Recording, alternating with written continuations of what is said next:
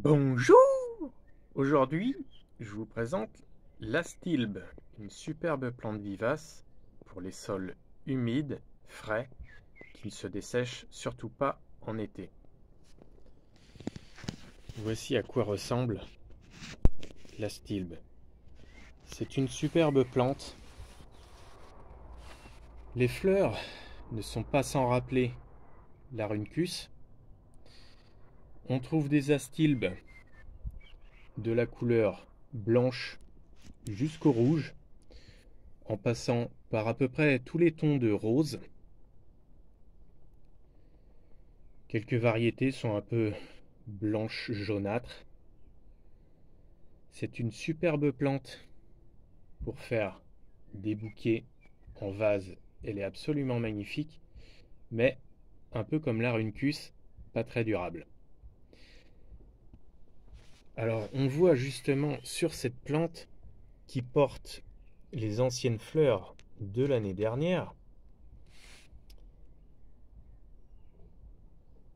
les vieilles inflorescences que j'ai laissées.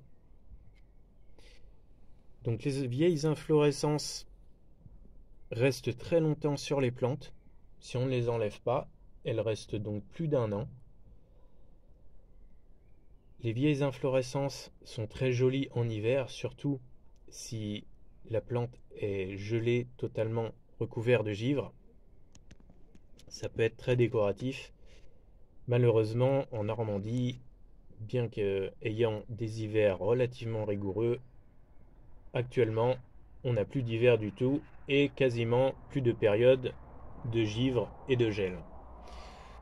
Alors le feuillage est relativement fin, il est plutôt joli, il n'a rien de spécial, rien d'exceptionnel, mais ça reste un assez joli feuillage. La plante peut prendre des dimensions assez importantes en hauteur.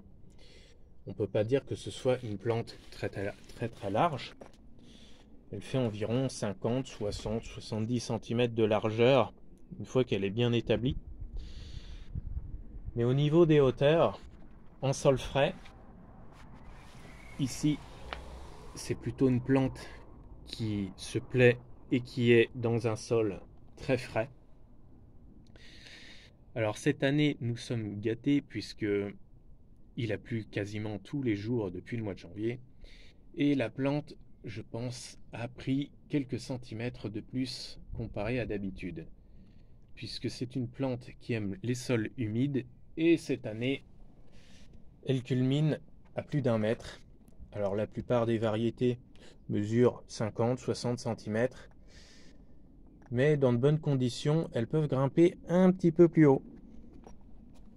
Alors celle-ci va peut-être culminer à près d'1,20 m cette année, alors que d'habitude, elle est plutôt autour des 1 mètre. Alors c'est une plante sans problème à condition de lui offrir des conditions de culture idéales, c'est-à-dire pas de sol calcaire et encore moins la planter sous un arbre dans un sol sec plus ou moins toute l'année et vraiment éviter absolument un sol sec en été puisque au moment où elle fleurit, elle a vraiment besoin d'eau, autrement elle ne se plaira pas du tout et elle est sensible au dessèchement et aura tendance à sécher. Avant de se développer, le feuillage restera à ras du sol et elle ne se réveillera que l'année suivante si elle n'a pas abandonné. Pas trop de problèmes sur ce type de plante à condition de lui offrir un sol frais. Autrement, il n'y a pas vraiment de grands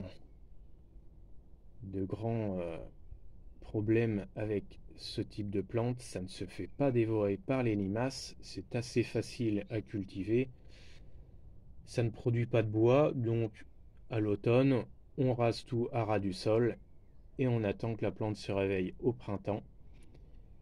Ça fleurit en juin-juillet, tout dépend des variétés. Mais les fleurs sont vraiment spectaculaires. C'est une de mes plantes vivaces préférées. Dommage que la floraison ne dure pas plus longtemps parce que je trouve que c'est vraiment exceptionnel. Ce genre de plante, c'est un véritable feu d'artifice.